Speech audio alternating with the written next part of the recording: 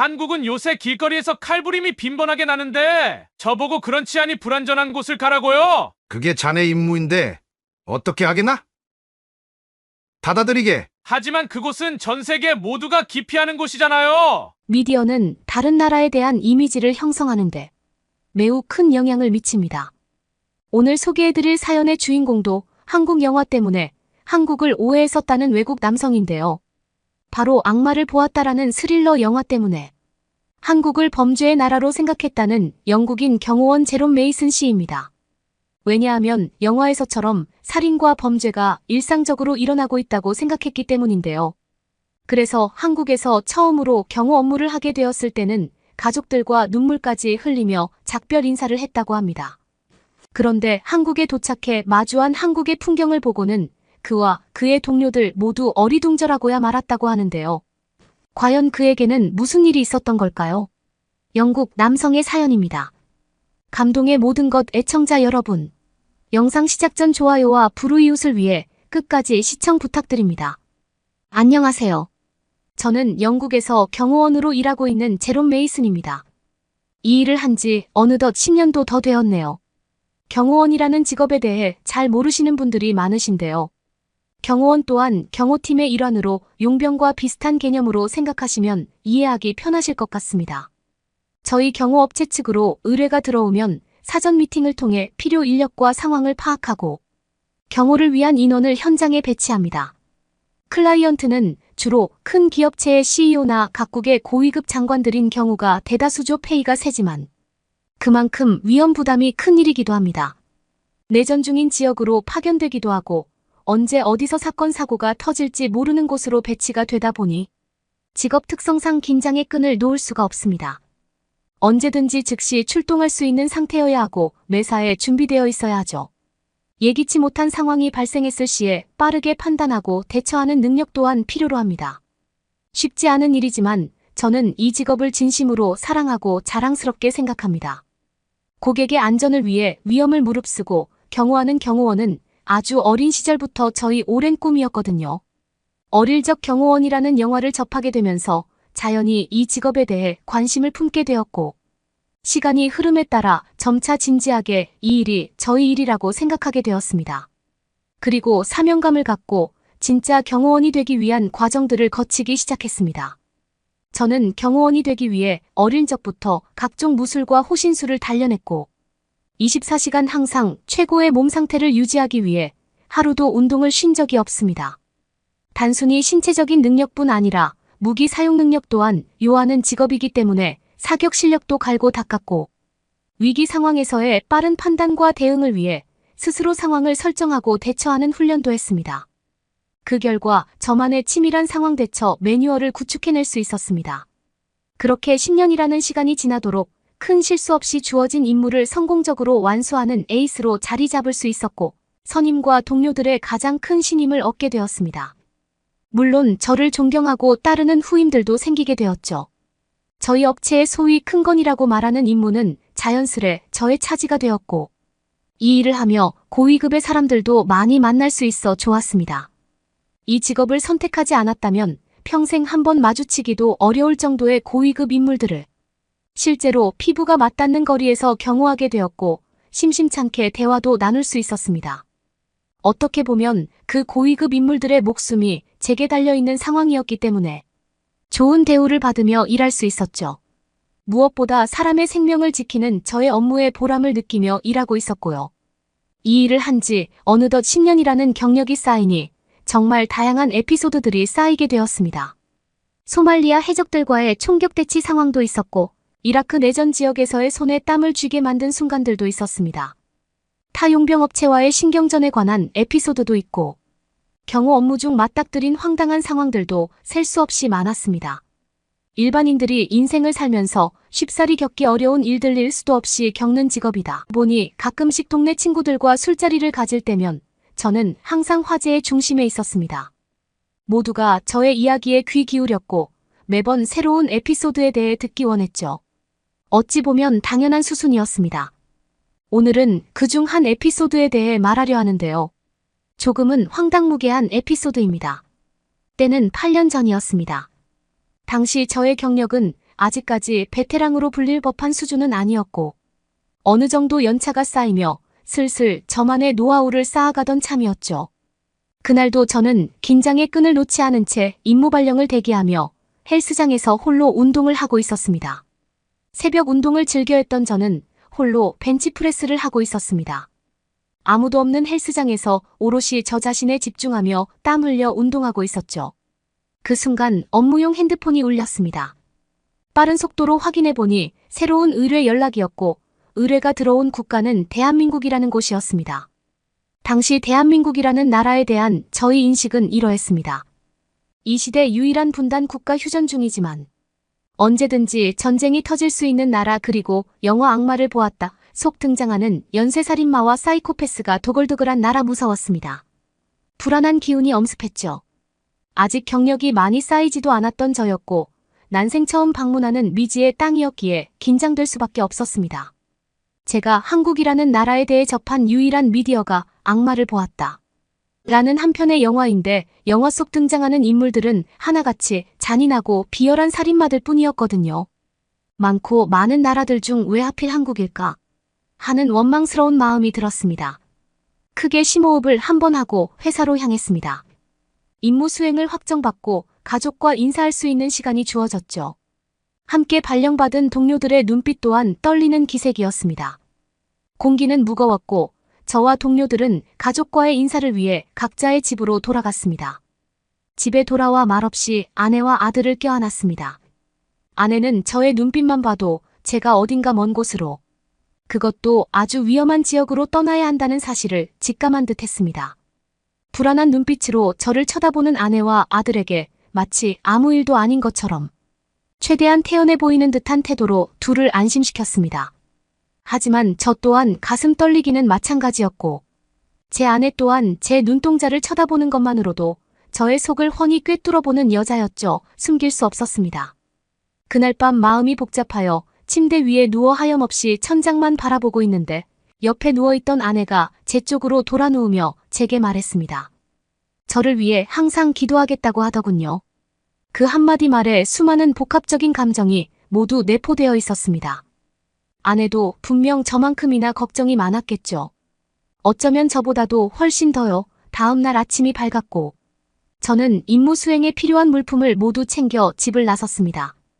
작전 기간은 대략 일주일. 클라이언트의 안전과 아군의 생존을 위한 위험한 싸움이 곧 시작될 참이었습니다. 비장한 마음가짐으로 집을 나서 회사로 향했습니다. 집을 나설 때 아내와 아들과 진한 포옹을 하며 눈빛으로 대화했습니다. 반드시 살아서 돌아오겠다는 결연한 의지를 저의 눈빛으로 뿜어냈죠. 아내와 아들도 아무 말 없이 간절한 눈빛으로 저를 응원해 주었습니다. 도착하여 최종 임무 수행 명령을 받고 곧장 출국장으로 향했습니다. 동료 인원 2명과 함께 한국으로 향하는 비행기에 올랐습니다. 그 누구도 한국이라는 나라에 방문했던 경험이 없었습니다. 말 그대로 미지의 땅 어떤 위험이 도사릴지 모르는 곳이었죠. 우리는 서로를 격려했습니다. 그리고 모두가 다치지 않고 무사히 돌아오기를 함께 기도했죠. 비장한 마음을 품고 도착한 한국공항에 내렸는데 상상과는 영딴판이 널찍하고 깨끗한 공항에 우리가 잘 도착한 것이 맞는지 의아했습니다. 다행히 우리는 한국에 도착한 것이 맞았고 벤을 타고 클라이언트를 만나러 클라이언트의 회사로 향했습니다. 서울에 위치한 회사였는데 건물이 엄청 크고 높았습니다. 도시의 분위기는 생각보다 평화로웠고 길거리에 지나다니는 사람들 또한 친절한 듯 보였습니다. 이게 정령 휴전 중인 국가가 맞나 싶을 정도로 평화로운 분위기였죠. 클라이언트와 만나 짧게 담화를 마치고 일주일간의 경우 업무가 시작되었습니다. 이 나라의 고위급 관리직들을 많이 만날 수 있었고 긴장의 끈을 놓지 않을 채 경우를 했으나 정작 클라이언트들은 그리 크게 긴장하지 않은 듯 했습니다. 오히려 우리 경호원들이 머쓱할 정도였죠. 첫날 경우 업무를 마치고 한 호텔로 들어왔습니다. 저와 저희 팀은 살짝 벙진 상태였고 서로의 시선이 맞닿은 순간 그만 웃음이 터져버리고 말았죠. 우린 비로소 긴장의 끈을 조금 놓을 수 있었습니다. 일주일간의 경우 기간 이렇다 할 큰 사건이나 위협도 없었고 경호 시간을 마치고 퇴근한 뒤에는 서울 도심에서의 자유시간이 주어졌습니다. 영화 악마를 보았다. TV에서 보았던 한국의 모습과는 영 딴판이었습니다. 시민들은 너무나도 친절했고 우람한 체구의 영국인 남성 3명이 거리를 돌아다니자 웃으며 다가와 함께 사진 촬영을 요청하는 시민들도 있었죠. 밤에 호텔에 도착하여 영국에 있는 아내에게 전화를 걸었습니다. 이곳은 생각보다 너무나도 평화롭고 안전하다, 여행 오고 싶을 만큼 매력적인 곳이다라고 말했죠. 아내는 다행이라며 그래도 다치지 않도록 조심하라 했고, 저와 저희 팀원들은 업무 시간 동안에는 업무를 충실히 이행하면서도 퇴근 시간 이후에는 한국에서의 새로운 문화를 함께 즐겼습니다. 세계적인 강국이라고 자부하는 영국에서도 밤길을 홀로 걷는 것은 위험을 각오하는 일이었는데, 한국에서는 밤에 길거리에 돌아다니는 사람들이 너무 많았습니다. 마약이나 총기로 인한 위험이 없다 보니 거리가 평화로워 보였고 사람들은 밤늦게까지 먹고 마시며 길거리에서 하호호 웃고 떠들었죠. 나중에 알고 보니 한국이 전 세계 치안 1등 국가더군요. 정말 의외의 사실이었습니다. 길거리에서 파는 음식들은 너무나도 맛있었고 식당 사장님들 또한 멀리 외국에서부터 온 우리를 마치 어머니와도 같은 친절함과 배려로 대해주셨습니다. 우리 경호팀은 사람들의 관심의 대상이었고 우람한 체구 탓에 어디를 가나 사람들의 이목을 집중시켰습니다. 사람들은 자꾸 함께 사진을 찍자고 권했고 우린 마치 연예인이라도 된 것 같았죠. 제 휴대폰 사진첩은 어느덧 한국 식당에서의 음식 사진들로 가득했고 경호 업무를 하면서 난생 처음으로 업무 기간이 더 길었으면 좋겠다라는 생각을 하게 되었습니다. 특히 한국에서 먹은 치킨은 정말 은퇴하면 이 나라에 와서 살고 싶을 만큼 저와 저희 팀원 모두의 발목을 사로잡는 맛이었습니다. 치킨은 정말 저희 소울푸드라고 할 수 있는 음식인데요. 영국에서 먹던 프라이드 치킨과는 차원이 달랐습니다. 치킨의 종류가 너무나도 다양했고 다양한 방법으로 조리되고 양념된 치킨들은 마치 하나의 요리처럼 느껴졌습니다. 은퇴하고서 영국에 한국식 치킨집을 차리면 대박 나겠다는 생각이 들 정도였으니까요. 꿈만 같은 일주일이 흐르고 영국으로 돌아갈 시간이 되자 우리는 아쉬운 기색을 감출 수 없었습니다. 물론 업무도 열심히 했지만 꿈같이 아름다운 시간이었고 평화롭고 깨끗하고 쾌적한 환경이었습니다. 퇴근 이후 즐기던 한국 문화가 계속해서 떠오를 것만 같았고 다음 임무도 한국에서의 임무였으면 좋겠다는 생각을 했습니다. 그렇게 한국에서의 계약 기간이 만료되고 저와 저희 팀원들은 아쉬운 마음을 뒤로한 채 다시 영국으로 향하는 비행기에 올랐습니다. 영국으로 돌아가는 비행기 안에서도 회사에 좋았던 경험을 서로 끊임없이 공유했죠. 회사로 돌아온 우리는 아직까지 한국 발령을 받아보지 못한 동료들에게 우리의 경험을 공유하며 강력히 추천하기 시작했습니다. 우리의 말을 들은 다른 동료들은 모두 우리를 부러워했죠. 한국에서의 일을 부러워한 것은 회사 동료들뿐만이 아니었습니다. 집에 돌아와 일주일 만에 만난 아내와 아들과 진한 포옹을 나누고 한국에서의 즐거웠던 경험을 밤이 새도록 공유했습니다. 아들은 저희 휴대폰 사진첩에 있는 한국 음식 사진들을 한 장 한 장 유심히 살피며 아빠 이건 뭐야? 이건 무슨 음식이야? 하고 물었고 아내도 저희 말에 웃음을 터뜨리면 나중에 다 같이 가족여행이라도 한번 다녀오자고 이야기했죠. 한국으로 떠나기 전 긴장했던 제 모습이 비장한 눈빛으로 집을 나섰던 저의 모습이 떠올라 도저히 웃음을 멈출 수 없었습니다. 그때만 하더라도 정말 위험한 국가인 줄 알았고 나름 목숨을 걸고 떠나는 길이었습니다. 그렇지만 현실로 마주한 한국은 아름답고 평화로운 곳이었고 매력적인 국가였습니다. 언제든지 다시 방문하고 싶을 만큼요 10년이 넘도록 경호원으로 일한 저는 이제 곧 은퇴를 앞두고 있는데요. 제가 은퇴하고 나면 아내와 아들과 함께 꼭 한번 한국에 가족여행을 다녀올 계획입니다. 아들이 제 사진첩에서 한국 음식 사진들을 본 뒤로 자꾸 본인도 먹고 싶다고 제게 조르거든요. 제가 경험했던 문화를 가족과도 함께 공유하고픈 마음입니다. 여러분은 이번 사연을 통해 어떤 것을 느끼셨나요? 한국에 오기 전 보았던 영화 때문에 선입견을 갖고 한국을 방문했던 영국 경호원의 경험담이었습니다. 저 같아도 다른 나라에 대해 잘 모르는 상태에서 그런 무서운 영화를 보았다면 당연히 선입견이 생겼을 것 같은데요. 특히 전쟁에 참여하는 용병 생활도 했던 터라 현재 휴전 중이라는 한국의 모습이 이렇듯 발전했을 거라고는 생각하지 못했을 겁니다. 그러나 한국에서 경호 임무를 수행했던 그는 한국이 평화롭고 깨끗하며 쾌적하다는 사실을 알게 되었는데요. 한국의 문화와 음식을 즐기기도 했고 한국이 세계 최고의 안보국가라는 사실에 감탄하기도 했습니다. 우리는 이 사연을 통해 선입견이 있더라도 몸소 경험하는 것이 얼마나 중요한지를 깨달을 수 있는데요. 그래야만 오해를 하지 않고 다른 나라에 대한 보다 정확하고 현실적인 이해를 갖게 될 수 있겠네요. 구독과 좋아요 부탁드리며 사연자분께 전해드릴 댓글도 남겨주시면 전달해드리겠습니다. 그러면 더욱 감동적인 다음 사연으로 넘어가겠습니다. 대한민국 서울 한 어느 종합병원 응급실에서 어느 한 소녀가 누워있고 항생제가 떨어지고 모니터에서 경고음이 울리는 동안 생사의 갈림길에 서 있는 순간이었습니다. 이러니까 한국에 오는 게 아니었어. 완전 속았어. 이 여성은 외국에서 유명한 의사라고 하는데요. 어떤 이유 때문에 한국에서 딸을 치료하려고 왔다고 합니다. 오늘의 사연은 끌레도나 씨의 사연입니다. 안녕하세요. 저는 미국 사람인 끌레도나라고 합니다.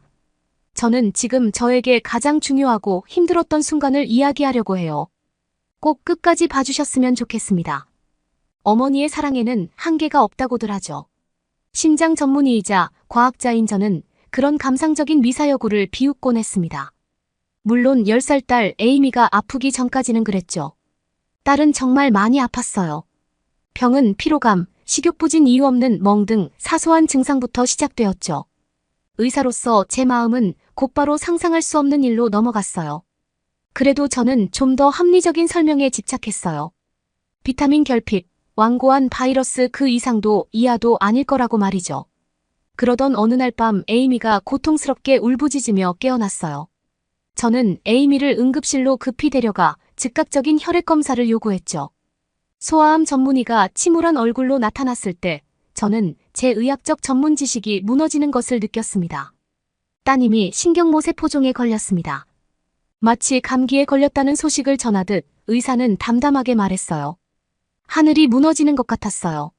신경모세포종은 가장 치명적인 소아암 중 하나이기 때문이죠.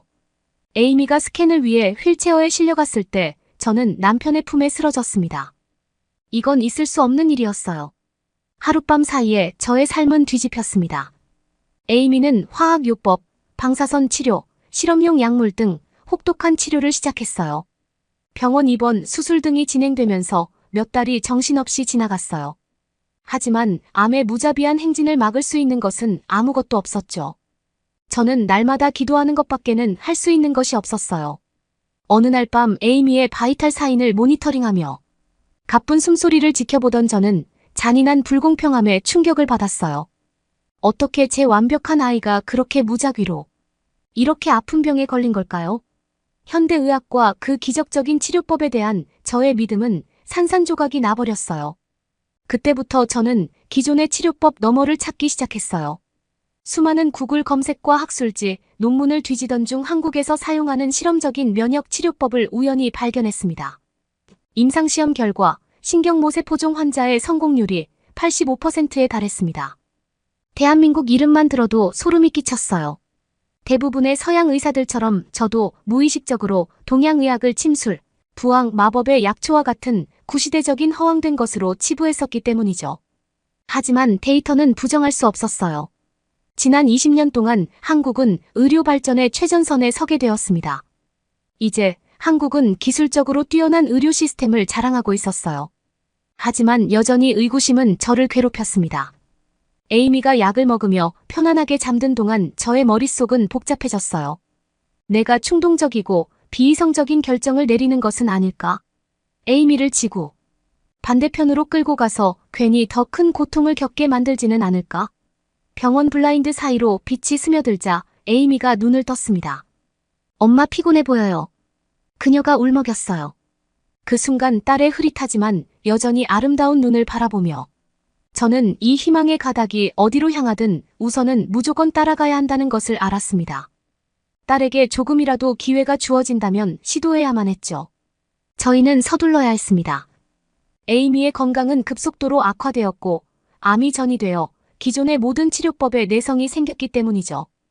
2주 만에 저희는 의료기록과 병원 서류들로 무장한 채 서울행 대한항공 비행기에 몸을 실었어요. 비행기가 한국의 해안선 상공을 지날 때 저는 경이로움에 빠져 바깥을 바라보았어요. 꼼꼼하게 기와를 얹은 고풍스러운 지붕과 햇빛에 반짝이는 우뚝 솟은 유리로 된 고층 빌딩들이 어우러져 있었어요. 천만 인구의 대도시 서울은 현대적 풍요로움으로 북적거리면서도 수백 년의 전통을 간직한 채 저희 앞에 놓여 있었어요. 이곳에서 정말 에이미의 치료법을 찾을 수 있을까요? 병원은 세련된 고층 빌딩 숲 사이에서도 눈에 띄었어요. 높은 유리 구조물은 중앙 정원을 중심으로 우아하게 휘어져 있었고 높은 아트리움으로 햇빛이 쏟아져 들어오고 있었죠. 저는 첨단 영상 촬영실, 고급스러운 수술실, 치료실에서 풍기는 독특한 향에 감탄했습니다. 이곳에서는 고대 동양의 관행과 선구적인 서양 의학이 자연스럽게 어우러져 있었어요. 에이미의 파일을 검토한 후 정지수 박사는 저희와 함께했습니다. 그는 언어의 장벽에도 아랑곳하지 않고 따뜻한 미소를 지으며 마사지와 침술, 한약을 마시는 동작을 따라하며 생동감 있는 제스처를 취했어요. 저는 정중하게 고개를 끄덕이며 열린 마음을 유지하려고 노력했죠. 그 후 몇 주 동안 에이미는 뜸, 부항, 지압, 인삼 및 버섯 추출물과 같은 한국 전통 치료와 함께 면역요법 주입을 받았어요. 과학적 근거가 거의 없는 민간요법처럼 보이는 것들이 많았지만 정지수 박사가 현대와 전통을 혼합한 치료법은 분명 장점이 있을 거라고 한 말을 믿어야 했죠. 그리고 놀랍게도 에이미는 더 활기차고 희망적인 모습을 보였어요. 치료 중간중간 저는 눈부신 서울을 둘러보았어요. 도시는 반짝이는 타워와 네온 사인으로 흥얼거리면서도 작은 찻집부터 웅장한 궁궐까지 고풍스러운 기운을 풍기고 있었어요. 이 혼합은 처음에는 혼란스러웠지만 곧 매혹적이게 느껴졌습니다. 저희는 북촌 한옥마을에서 전통 기와집들을 지나 구불구불한 길을 걸었어요. 동네 할머니들이 에이미의 창백한 뺨을 장난스럽게 꼬집으며 따뜻한 미소를 지어주었어요. 인사동의 구불구불한 골목에는 전통 찻집과 민소품 가게, 오징어 먹물, 호떡을 파는 포장마차들이 가득한 모습을 볼 수 있었어요. 청명한 가을날 저희는 북쪽으로 160마일에 달하는 북한과의 경계선인 비무장지대로 향했어요. 분단 이후의 시간 속에 갇힌 철조망 너머를 바라보며 분단 국가의 아픔이 고스란히 느낄 수 있었어요. 에이미는 한동안 조용히 손을 꼭 붙잡았습니다. 서울로 돌아와서 저희는 한국의 놀라운 변화를 알게 되었어요. 전쟁으로 폐허가 된 대한민국은 빠르게 부유한 현대국가이자 의료 선진국으로 발전했다는 것이었죠. 한국 사람들의 회복력과 비전은 정말 놀라웠어요. 병원에서 에이미는 다시 일어서게 되었어요. 검사 결과 암 표지자 수치가 떨어지고 종양도 나날이 줄어들고 있었어요. 정지수 박사는 놀라지 않았어요. 그는 이를 통합에너지 치유라고 불렀죠. 저는 여전히 전체론적 치료법에 대해 의구심을 품고 있었지만 에이미가 오랜 고통 끝에 되살아나는 모습을 보면서 제 회의로는 서서히 녹아내렸어요. 선선한 가을이 매서운 한국의 겨울로 바뀌면서 에이미의 회복은 정체되는 듯했어요. 수치는 낮아지고 체력은 좋아졌지만 일부 종양은 계속 남아있었죠. 저는 정지수 박사의 온화한 태도에는 흔들림이 없었지만 스캔을 하나하나 들여다보면서 그의 걱정이 커지는 것을 느낄 수 있었어요. 불확실성은 저를 거의 미치게 만들었어요. 이곳에 온 것이 옳은 선택이었는지에 대한 의구심이 밀려왔죠. 하지만 절망에 빠지기 직전에 저는 항상 희망을 가지라는 정지수 박사의 말을 떠올렸습니다. 희망이 저희를 여기까지 이끌었습니다. 저는 그 희망을 계속 키워야만 했어요. 크리스마스 아침 저희는 첫눈이 서울의 어지러운 스카이라인을 하얗게 덮는 모습을 지켜보았어요. 에이미의 눈은 어린아이 같은 경이로움으로 반짝이고 있었죠. 뼈를 시리게 하는 한국의 겨울 속에서 새해가 왔다가 사라졌습니다. 은빛 설해로 뒤덮인 도시가 반짝이는 가운데 고드름이 탑 옥상에 드리워져 있었죠. 매일 세브란스 병원으로 통원하는 동안 눈은 소용돌이쳤고 울코트는 차가운 공기에 맞서 꽉 조여졌어요. 병원의 매끈한 아트리움 안으로 들어서자 따스한 햇살이 저희를 맞이해 주었어요. 정지수 박사님과의 진료 예약을 위해 이동하는 동안 보이는 직원들은 이제는 가족처럼 느껴졌죠. 하지만 어느 날 아침 뭔가 잘못되었다는 것을 바로 느낄 수 있었습니다. 정지수 박사의 평소 밝은 미소가 사라진 것이었죠. 그는 천천히 저희에게 말했어요. 암이 폐로 전이되었습니다. 라고 그는 말했어요. 심장이 쿵하고 떨어지는 듯한 느낌이 들었어요. 저희 이 단어는 의사들이 가장 두려워하는 단어였어요. 정지수 박사가 제 어깨를 두드려 주었을 때 저는 이미 숨을 헐떡이고 있었어요. 정말 죄송합니다. 치료법을 조정해야 할 것 같아요. 아직 여러 가지 방법이 있으니 너무 낙담하지 맙시다. 저는 그의 말을 믿고 싶었지만 그 순간 저희의 운명이 결정된 것처럼 느껴졌어요. 끝없는 치료와 여행용 가방에서 생활한 것이 아무 소용이 없는 것 같이 느껴졌죠. 이곳에 온 것은 저의 큰 실수였습니다. 에이미는 나아지지 않았어요.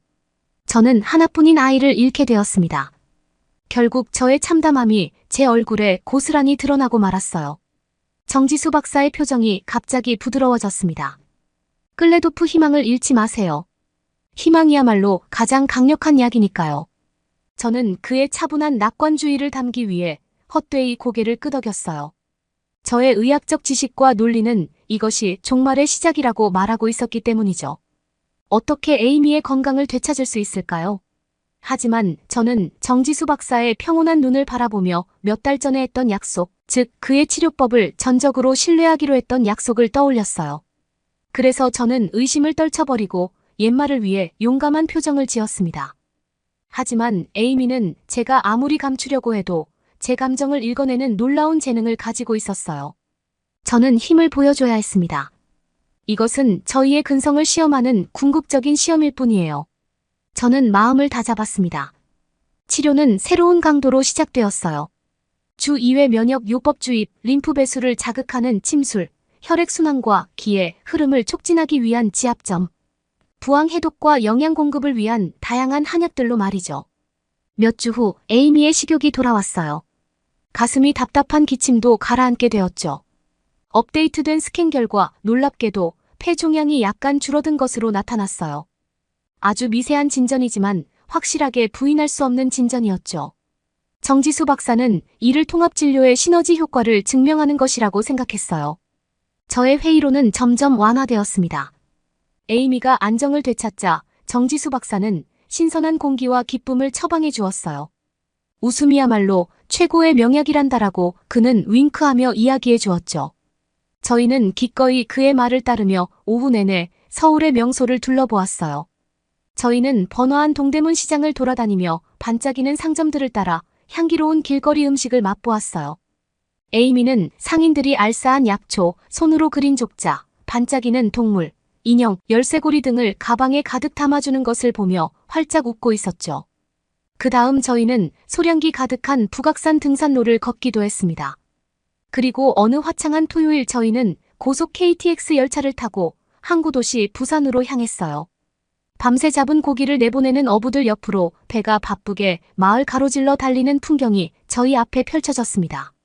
해운대 해수욕장에서는 에이미의 웃음소리가 부서지는 푸른 파도와 지저귀는 바닷새 소리와 어우러졌어요. 개를 잡고 맨발로 뛰어가는 에이미의 눈에 반짝임이 돌아오고 암의 그림자가 잠시 걷히는 것을 저는 지켜보았습니다.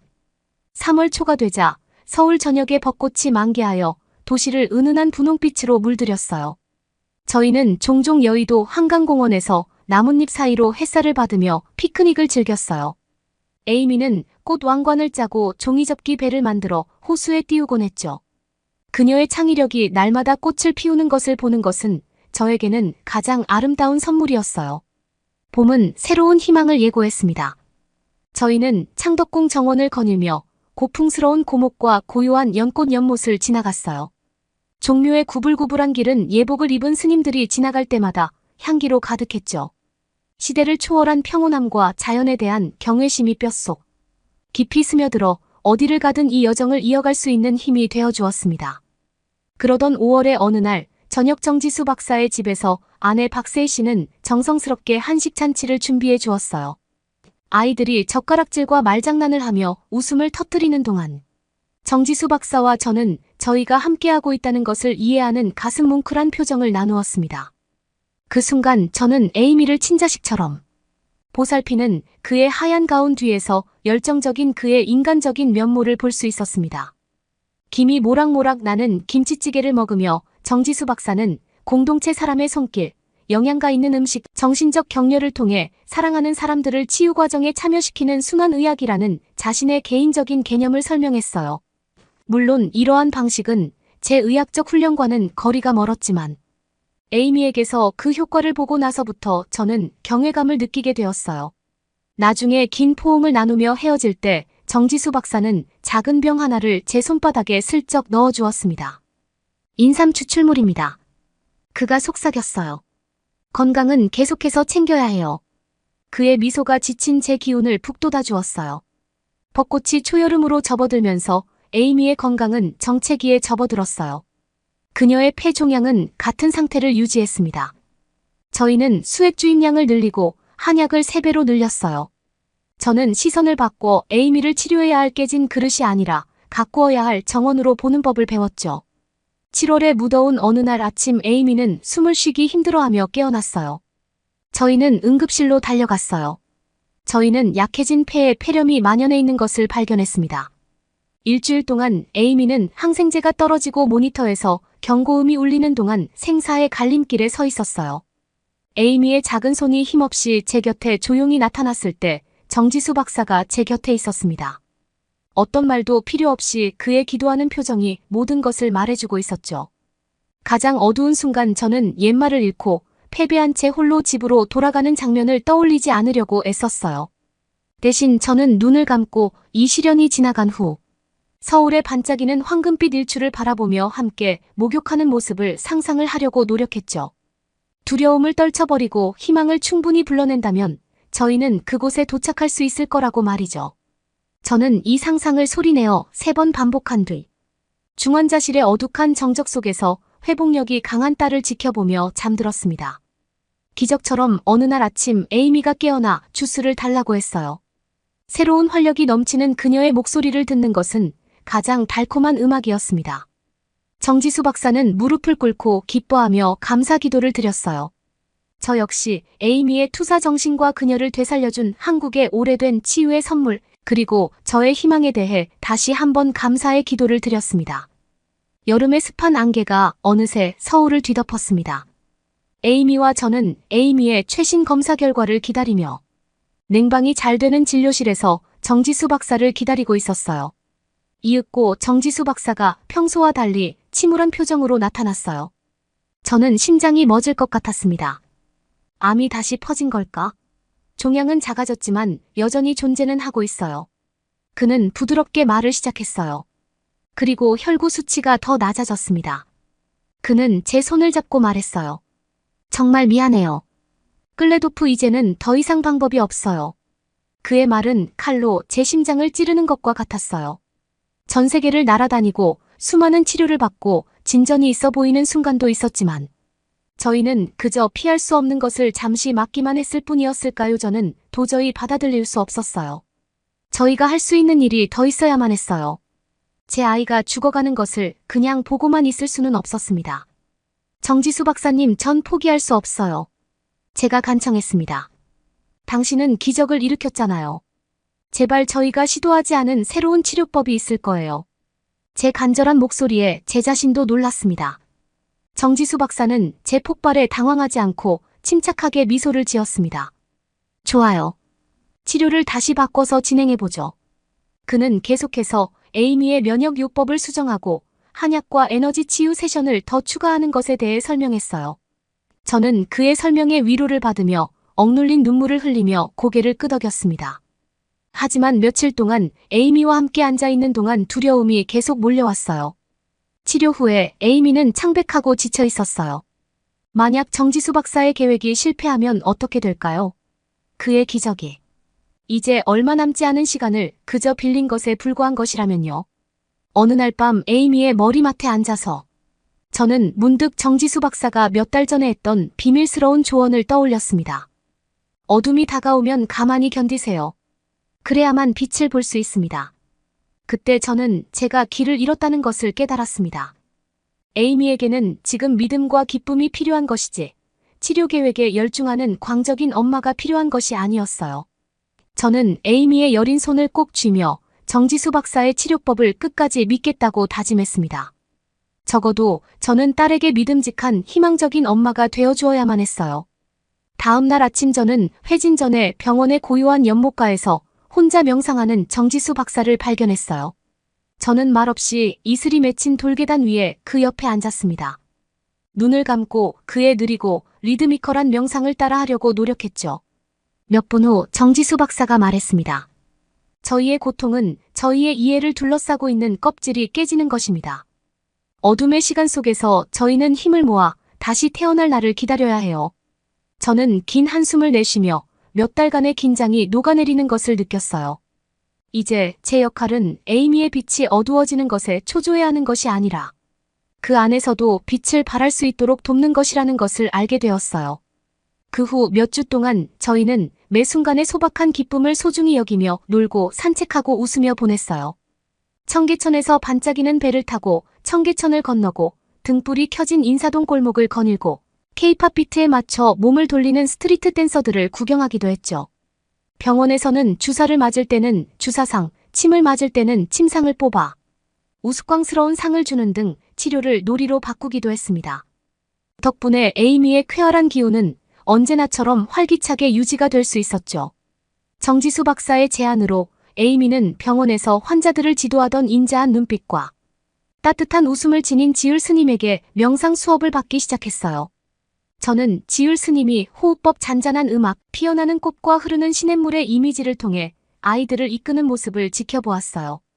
그 모습을 지켜보면서 저는 스트레스를 줄이고 정신적 에너지를 치유하는 스님의 힘을 느낄 수 있었죠. 이러한 신비로운 관행에 대해 회의적이었던 저의 생각은 이제 경외감으로 바뀌었습니다. 9월의 어느 화창한 오후, 북촌 한옥마을에서 북적이는 공예품 박람회를 우연히 발견하게 되었어요. 산모자, 그림이 그려진 손부채, 점토, 도자기 등에 둘러싸인 많은 레진, 펜던트에 화려한 장신구를 직접 만들고 있는 한 예술가의 손길에 매료되었어요. 에이미는 저를 향해 눈을 반짝였습니다. 레진은 무엇이든 영원히 보존할 수 있다고 말씀하셨던 거 기억하시죠? 제가 대답하기도 전에 에이미는 펜던트에 담을 옅은 분홍색과 보라색 꽃을 고르기 시작했고 어두운 터널 속에서도 한국의 아름다움을 기억할 수 있는 기념품을 만들게 되었어요. 에이미가 자신의 작품을 완성하는 모습을 보면서 그녀의 지혜에 저는 다시 한번 감탄했습니다. 어떻게 하면 그녀의 불굴의 정신을 표현할 수 있을까요? 그 해답은 마음속에서 속삭임처럼 들려왔습니다. 통제와 두려움을 내려놓으세요. 대신 매 순간을 가능한 한많은 빛으로 채우는데 집중하세요라고 말이죠. 어느새 가을의 쌀쌀함이 찾아왔습니다. 에이미는 가을 공주로서의 역할에 전념하고 있었죠. 그녀는 서울의 풍성한 공원과 궁궐을 가로지르는 주홍빛 단풍과 호박색, 은행나무를 감상하며 가을의 정취에 취했습니다. 겨울이 오기 전 마지막 나들이 날 창덕궁 경내에는 금빛과 루비색 단풍잎이 발밑에 바삭바삭하게 깔려 있었어요. 에이미는 저물어가는 단풍을 감상하며 걸음을 멈췄습니다. 가끔은 내려놓아도 괜찮지, 엄마, 그녀가 부드럽게 물었어요. 에이미는 역시나 항상 저에게 가르침을 주는 똑똑한 딸이었죠. 새로운 이해에 만족하며 저희는 저희에게 주어진 모든 선물을 소중히 간직하기로 다짐하며 열린 마음으로 앞으로 다가올 일을 받아들일 준비를 한 채 추운 겨울을 맞이했어요. 저희가 장난기 가득한 유머와 가벼운 마음으로 에이미의 시술을 놀이로 바꾸려고 노력하는 동안 병원 밖에는 눈이 소용돌이치고 있었어요. 정지수 박사는 이야기와 수수께끼를 들려주며 병실에 따뜻한 온기를 불어넣었죠. 뼈가 시리도록 추운 1월의 어느 날, 오후 에이미와 저는 수액주사를 맞은 후 고요한 병원 명상실의 벽난로 옆에 앉았어요. 눈을 감고 조용한 음악이 부드럽게 연주되는 가운데 저는 에이미의 호흡이 서서히 제 호흡과 동기화되는 것을 느낄 수 있었습니다. 은혜의 느낌이 제 몸과 마음을 가득 채웠어요. 무슨 일이 있었든 저는 문득 저희가 이 소중한 순간을 함께 나누며 온전한 느낌을 받고 있다는 것을 깨달았죠. 저는 벽난로 옆에서 정지수 박사의 사무실에 새겨진 글귀를 떠올렸습니다. 마음으로만 제대로 볼 수 있다. 한국에서의 시간은 제 마음을 열고 어둠 속에서 저를 이끌어 주었어요. 비록 미래는 여전히 불확실했지만 희망의 힘이 저희의 길을 밝혀줄 것이라는 믿음으로 저는 마침내 평안을 얻게 되었습니다. 곧 음력설이 찾아왔습니다. 거리 곳곳을 장식한 연등부터 시끌벅적한 가족 잔치까지 서울은 온통 축하 분위기로 가득했죠. 병원에서는 직원들이 고운 한복을 입고 정지수 박사가 떡국을 나눠주고 있었어요. 새해는 새로운 시작을 의미합니다. 라고 그는 활짝 웃으며 말했죠. 이 희망찬 말은 제게 꼭 필요한 말이었어요. 에이미가 안정을 찾았으니 올해가 어떤 일이든 저는 두 팔 벌려 받아들일 준비가 되어 있었습니다. 눈은 여전히 땅에 쌓여 있었지만 봄의 기운은 스멀스멀 올라오고 있었어요. 에이미와 저는 나른한 오후를 버드나무 가지에 새싹이 돋아나기 시작하는 한강변을 산책하며 상쾌한 공기를 깊이 들이마시며 나른한 오후를 보냈어요. 작은 새싹 하나하나가 생명의 끈질긴 생명력에 대한 선언처럼 느껴졌죠. 3월 말 어느 날 아침 에이미는 아침 식욕이 왕성해져 잠에서 깼습니다. 그녀가 비빔밥을 한 그릇 가득 먹으며 수다를 떨고 웃는 모습을 보면서 저는 몇 달 동안 보지 못했던 진정한 에너지가 그녀에게 있다는 것을 깨달았어요. 예전에 에이미가 빛을 발하는 모습에 제 가슴이 부풀어 오르는 것이 느껴졌습니다. 다음 진료에서 에이미의 혈액 검사를 검토하던 정지수 박사의 눈빛이 밝아졌어요. 혈구수가 눈에 띄게 개선되었습니다. 그리고 여기 보세요. 그는 스캔 화면으로 가리키며 종양이 더 줄어들었습니다. 사라진 것이 아니지만 큰 진전이에요.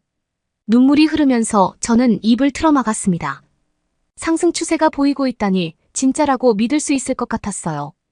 저는 흐느낌 사이로 감사의 말을 내뱉으며 정지수 박사를 껴안고 말았어요. 그가 저를 안아주었을 때 저도 그의 뺨에서 눈물이 흐르고 있다는 것을 느낄 수 있었어요. 저희의 무언의 교감은 통역이 필요 없었습니다. 오늘 밤 축하해야 해요. 정지수 박사가 말했다. 남편과 저는 동의하며 미소를 지었고 무거웠던 마음이 새롭게 부풀어 올랐습니다.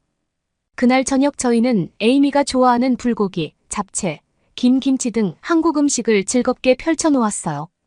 에이미는 음식을 먹으며 북악산 등반, 펜던트 만들기, 스님들과의 명상 등 잊어버릴까봐 걱정했던 지난 몇 달간의 이야기를 계속해서 했어요.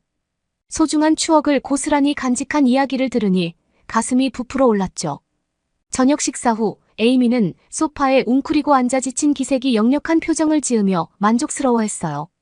남편과 저는 서로를 꼭 끌어안고 딸의 회복력에 경외감을 느끼며 조용히 울었습니다. 로봇처럼 일사불란하게 치료를 진행하던 모습은 사라졌습니다.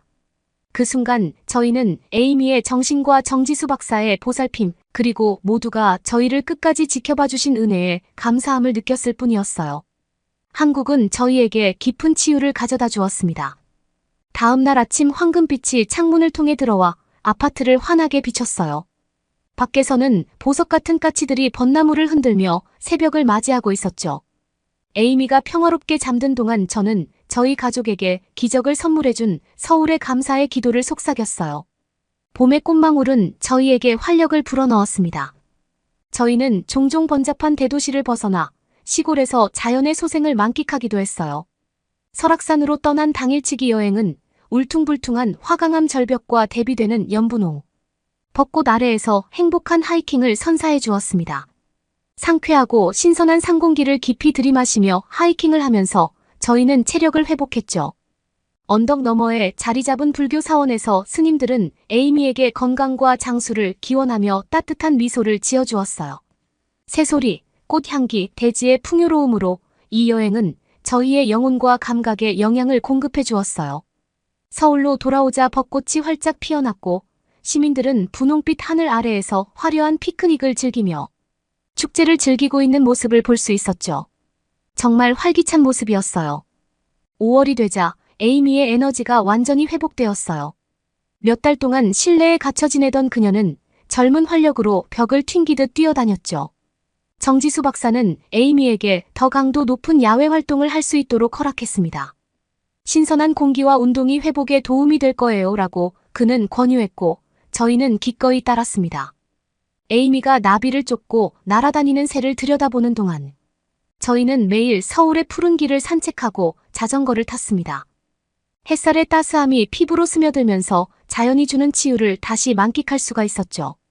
흔들리는 소나무 아래 완만하게 구불구불한 오솔길을 정기적으로 하이킹하면서 서울의 산은 이제 저희의 뒷마당이 되어 있었습니다.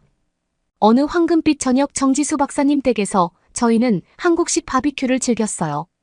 식탁에 웃음소리가 울려 퍼지자 정지수 박사가 잔을 들었습니다. 건강과 가족 그리고 새로운 시작을 위하여 저는 정지수 박사와 그의 아내 세혜 씨, 빛나는 에이미 등 기쁨으로 환한 얼굴을 바라보며 그 귀한 말이 저를 감싸 안는 것을 느꼈어요. 함께한 시간이 얼마나 길었던지 저는 조건 없는 감사함으로 새로운 시작을 잘 가꾸어 나가겠다며 조용히 다짐했습니다. 선선한 6월의 아침, 저희는 종종 창경궁 경내를 거닐었습니다. 안개에 가려진 정원은 시대를 초월한 평온함을 발산하고 있었어요. 고요한 연못에는 보석 같은 비단잉어가 가득했고 백로들이 우아하게 날아다녔죠. 에이미가 연꽃의 꿀 같은 향기를 들이마시며 머물기를 좋아했던 전통적인 곡선형 지붕에는 오래된 은행나무가 둘러싸고 있었습니다. 마치 시간을 거슬러 올라간 것 같아요. 에이미가 신기해하며 말했어요. 저도 수세기 동안 변하지 않은 듯한 이곳에 매료되어 미소를 지었습니다. 한여름날 서울 시민들이 해변으로 몰려들 때 저희는 다른 의식을 선택했습니다. 북한산 국립공원의 한적한 사찰에서 흑빛 회색 승복을 입은 스님들이 우리를 맞이해 주었어요. 에이미는 그 어느 때보다 깊은 명상에 잠긴 듯 눈을 감고 두 손을 구부린 무릎 위에 고요히 얹고 함께 명상을 했습니다. 깜빡이는 촛불 속에서 저는 의심과 두려움으로 가득했던 서울로의 첫 비행을 떠올렸어요. 하지만 이제 종결이 눈앞에 다가왔습니다. 8월이 되자 날이 미묘하게 바뀌기 시작했고 유리와 타일로 이루어진 도시 위로 해가 일찍 떨어지기 시작했어요. 가을의 향수를 불러일으키는 색조는 저희 여행의 시작을 알리는 메아리가 되었죠. 어느 화창한 토요일 아침 에이미와 저는 검진을 받기 전 병원 밖에 잠시 머물렀습니다. 입구 옆 작은 정원에는 꽃망울을 터뜨린 거대한 민들레가 눈에 띄는 조형물이 서 있었어요. 에이미는 즐겁게 날아다니는 민들레의 씨앗에 너클 잃은 채 고개를 들어 올려다보았어요. 정말 아름다워요. 그녀가 속삭였습니다. 씨앗이 너무 자유로워 보여요. 저는 옛말을 내려다보며 미소를 지었어요. 그래, 자유롭게 날아올라 모험을 떠나고 있네. 에이미는 생각에 잠긴 듯 고개를 끄덕였습니다. 우리처럼요. 에이미가 말했어요. 저는 그녀의 이마에서 바람에 흩날리는 머리카락 한 가닥을 빚어주며 그 안에 담긴 지혜로운 영혼을 엿볼 수 있었습니다. 저희는 반짝이는 조각상을 말없이 바라보며 감탄했습니다. 앞으로 어떤 불확실성이 닥치더라도 저희도 언젠가는 날아오를 것이라는 확신이 들었죠. 그날 오후 정지수 박사는 저희를 환하게 맞이해 주었어요. 에이미의 스캔 결과 자녀 종양은 흩어져 있을 뿐이었습니다. 혈구 수치는 정상이었죠. 그녀의 에너지는 완전히 돌아온 상태였어요. 저는 목이 메어 흐느꼈습니다. 40개월의 혹독한 투병 끝에 저희는 여기까지 왔고 완치 직전에 도달하게 되었어요. 정지수 박사는 제 손을 꼭 잡았습니다. 에이미의 몸과 정신을 치료하는 파트너로 저를 믿어주셔서 감사해요. 저는 여러 언어로 감사를 표하며 정지수 박사를 끌어안았어요. 저희 아이를 돌려주셨어요. 저는 쉰 목소리로 속삭였습니다. 당신은 저희에게 모든 것을 주셨어요. 정말 감사합니다. 약속이 끝난 후 저희는 단풍이 물드는 가을 하늘 아래 천천히 집으로 걸어갔어요. 벙어리 장갑과 털모자를 쓴 저희는 울퉁불퉁한 은행나무와 단풍나무의 화려한 색채에 감탄하며 종종 걸음을 멈췄죠. 상인들은 김이 모락모락 나는 생강차 잔을 나눠주었어요. 아이들은 빨갛고 금빛으로 물든 나뭇잎 더미 사이로 웃으며 과자를 바삭바삭 씹고 있었죠. 그 정겨운 아름다움이 씁쓸함으로 저를 더욱 압도했어요. 저희 모두는 말하지 않아도 곧 고향으로 돌아갈 것이라는 것을 느꼈던 것 같아요. 10월 하순이 되자 서울의 숲은 거의 맨몸으로 서 있었어요. 정지수 박사가 치료 횟수를 줄이는 동안에도 에이미의 기력은 꾸준히 유지되었어요. 드디어 정지수 박사는 저희가 간절히 기다리던 소식을 전해주었습니다. 에이미가 완치되어 미국으로 돌아갈 준비가 되었다는 것이었죠. 비록 잠정적이긴 했지만 불확실성과 두려움으로 가득했던 초기에는 상상조차 할 수 없었던 결과였어요.